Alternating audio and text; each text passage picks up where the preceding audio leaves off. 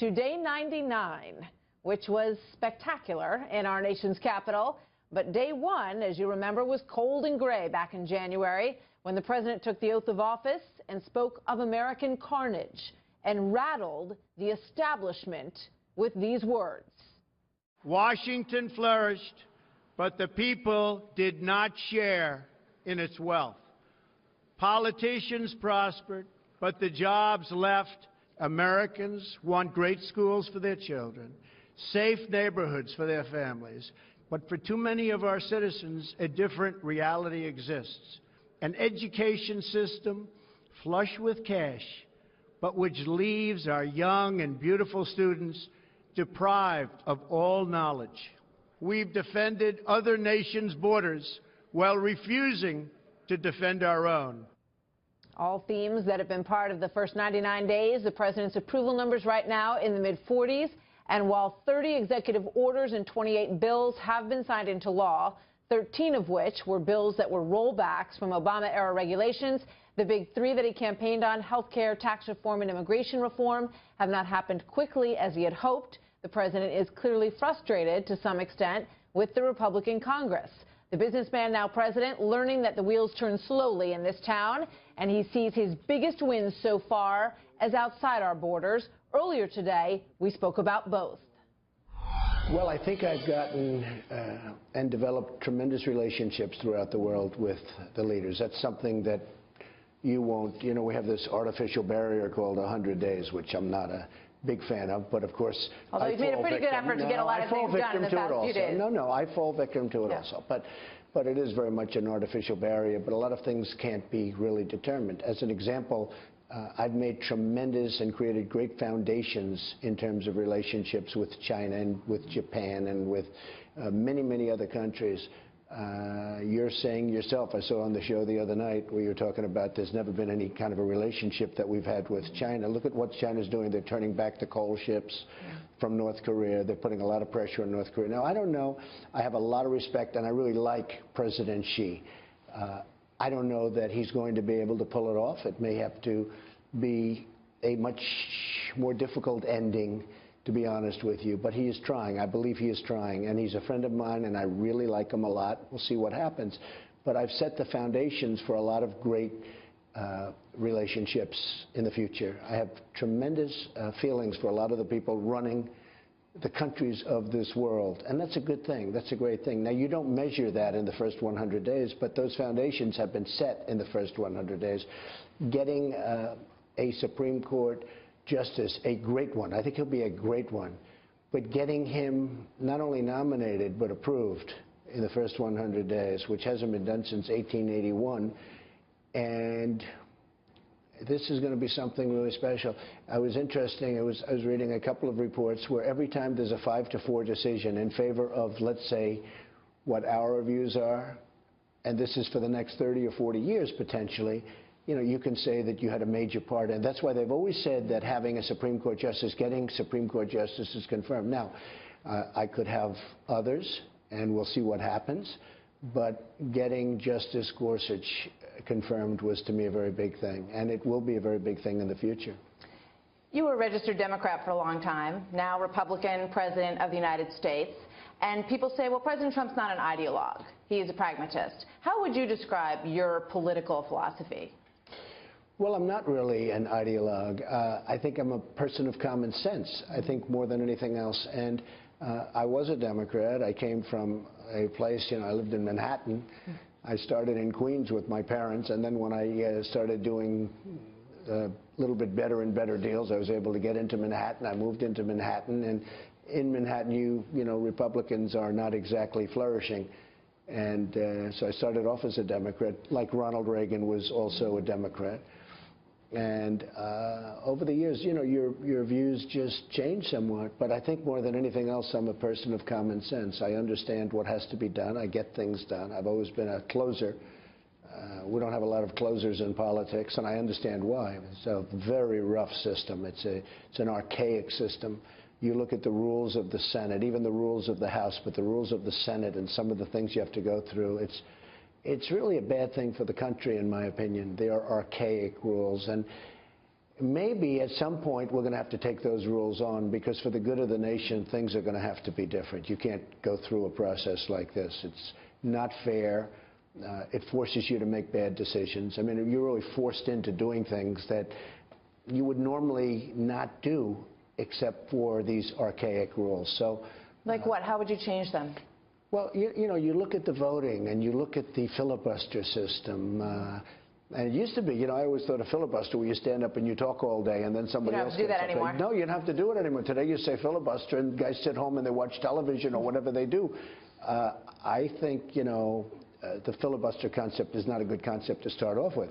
But if you're going to have filibuster, let somebody stand up for 20 hours and talk and do what they have to do, even if they're reading comic books to everybody. Let them do it. But honestly, we have so many bad concepts in our rules, and it's forcing bad decisions. I really see. I've seen it over the years, where bad decisions are made. Decisions that nobody wanted are made because of archaic rules, and that's something that I think we're going to have to change. You've really tried to make a lot of moves to shrink the size of government, to shrink the size of the bureaucracy.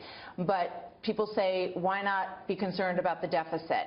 Why allow it to balloon with this tax reform deal? And why not touch entitlements? Because unless you do that, you're not really ever going to take a bite out of the spending. I'm not touching Social Security other than fraud, waste, and abuse.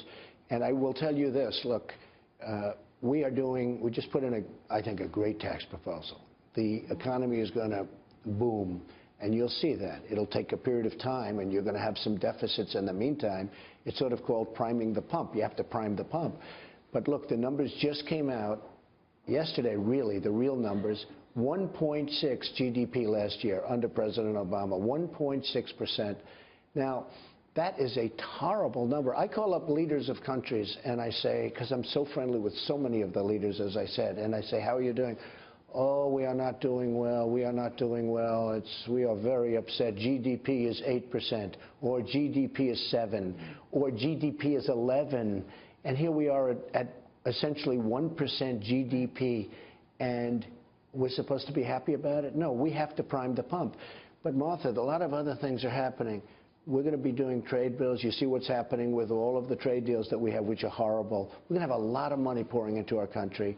In addition to which, if we can get GDP from the 1% or 1.5% to, let's say, I say 4, because I really believe it. You know, we're saying 3, but I say 4. 4 by when? And I say over the next few years, and I say there's no reason we shouldn't be able to get at some point into the future to 5 and above. But we need better trade deals. We lose a fortune with every country. Look, I've been talking about China for years. Yeah. Now, I speak nicely about China because I really do believe they're trying to help out with respect to North Korea. But the trade deficit with China is hundreds of billions of dollars. The trade deficit with Mexico is close to $70 billion. Even with Canada, it's $17 billion, a trade deficit with Canada. I mean, the lumber pouring into our country and all of the things coming in from Canada, and it's not reciprocal. And the word I like to use is reciprocal. If we had a reciprocal nature to our trade deals, it would be a whole different ballgame. But it's very unfair. And we never, ever seem to have a surplus with countries. I mean, every country takes advantage of the United States, and this is not going to happen anymore. In terms of legislation, you're going to see everywhere on Saturday that there was no major legislation passed in the first 100 days. You have a Republican Congress. You know, that's really wrong. First of all, we had 28 bills. Understood. I was with a reporter the other day who said the same thing. You didn't pass anything. I said, no, we passed 28 bills. And by the way, by tomorrow it could be 32. These are bills passed by the legislature, which I'm saying. I'm not talking about executive orders, which are frankly equally as important. But I'm talking about bills passed. So we have 28. We could have 32 within the next 2 days. But when you think of it, this reporter said, no, I don't believe it. They went back and checked, and he said, you know, you're right. You actually passed. You are right, and we have looked at the list. I should have been more specific. How about health care reform? Well, how about this? Tax reform. Sure, the two biggest immigration ones. reform. And we're doing very well in them. We're doing Okay. very well on them. Look, But my question for you is about Congress, because when you were running, you said, I'm going to do great deals with Congress. I'm going to have great relationships on Capitol Hill. Are you disappointed with how the Republicans have handled these big issues? Healthcare went down the first time. Yeah, I'm disappointed. And there was some suggestion it might happen today, but now it's not going to happen. I'm disappointed that it doesn't go quicker.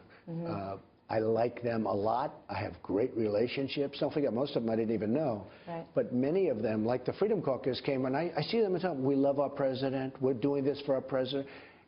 You look at that. You look at the moderates, the same thing. We love our president. They have different views. You know, I have a party that's covering a lot of territory. They have different views. I'm disappointed. I'll tell you, Paul Ryan's trying very, very hard. I think everybody's trying very hard. It is a very tough system. And we're dealing with obstructionists, the Democrats. I don't have one Democratic vote. Obamacare is exploding. Obamacare is dead. Essentially, Obamacare is dead. It's not going to make it, okay? You have states. I went to Tennessee 2 weeks ago. Half of the state doesn't have any insurance companies. You look at Kentucky, what's going on. It's a disaster in terms of, you know, the insurance companies are all going to be pulling out. Many, many states you have no insurance company. Obamacare is dead. I hear the you, Democrats know it. you know, Wait 1 second. go ahead. The Democrats know it. And unfortunately, because of the hard time that the Republicans have had getting their hands around this thing, which shouldn't be, because you know, I once said it's complicated, but it's not complicated compared to other things being complicated. It's not that hard. I was disappointed that they didn't have more in line by the time I walked in. But Obamacare took 17 months of brutality to get it approved. They ended up giving Nebraska, the Nebraska deal was where, frankly, that senator, who wasn't even that popular, made one of the best deals, what they did for the state of Nebraska. I will tell you this, I will tell you, it took 17 months to get Obamacare approved. What we're talking about is far better than Obamacare. It's an incredible bill, and we have a good shot at getting it approved by the House. And I told them, I said, look, the 100 days, don't worry about it. You don't have to take a vote today. Take it next week. Take it in 2 weeks and 3 weeks. But I want to know take a vote about and the get it done. leadership on this, because after the first health care bill did not pass, you said, I have complete confidence in Paul Ryan.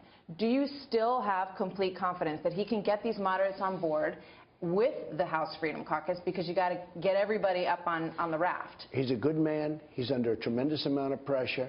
I do have confidence in him. I have confidence in the Freedom Caucus people, Mark Meadows and Jim Jordan and all of the different, you know, all of the different guys. I have confidence in them. I have great confidence in the moderates. These are great, great people. Martha McSally, she flew jet fighters. She was telling me more about jets than anybody was able to tell me about jets.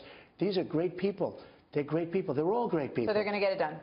I believe they're going to get it done. I believe it's going to be, I think maybe next week sometime. Next week? They're really coming together. I'll tell you what, they are, it's very interesting. They're getting together, and, you know, they never had to govern. They always had Obama, and they didn't have the Senate.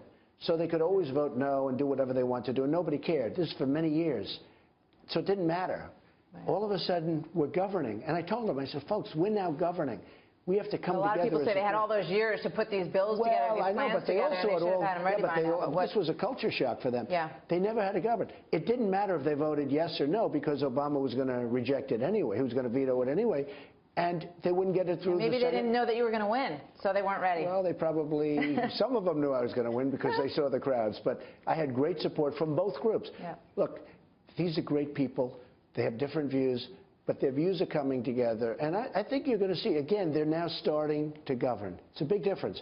Before, whether it's Freedom or the moderates, they could always vote no. They knew the Senate was going to reject it anyway because they didn't have the Senate. Yeah. And even if something happened in the Senate, Obama was going to veto it. So it didn't really matter. Now it matters. What do you say to the members of Congress who say, well, you know, the president's approval numbers are in the high 40s. It's not bad. I'm not necessarily going to, you know, bend to his will because on tax reform and on health care, I might lose my own election at home, that you don't have the numbers to make it important for them to come along with you. Let me tell you something. So I have approvals in the high 40s. Every network that you see, with the exception of Fox, Fox has been fair, but every network you see hits me on every topic, made up stories like Russia. They do the Russia, the faux Russia. I call it the fake Russia story. Russia story was made up because they were embarrassed by their loss. They had this tremendous loss, a loss like nobody's ever seen before. The Democrats should never lose the Electoral College because they automatically start with New York, California, and Illinois. Right. It's impossible for a Republican to win. And not only did I won easily.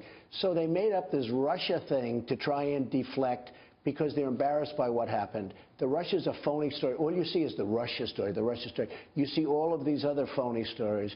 It's so bad. And for me to have great approval records in light of all the faux press and the fake press, I think is amazing. Now, I will say this. We had a case where I got involved the last few days in Atlanta. In fact, I'm going there today for Karen. He looked like he was going to win. He had about 56% of the vote. If he gets 50, he wins. We have now a Democratic congressman. I did a robocall. I did some tweets. I did some interviews. He didn't get the number, and I believe she's going to win, and she might win very easily. I'm involved in other congressional races. I think we're going to win. President making the argument that he has had a positive impact on some of these special elections that we have watched.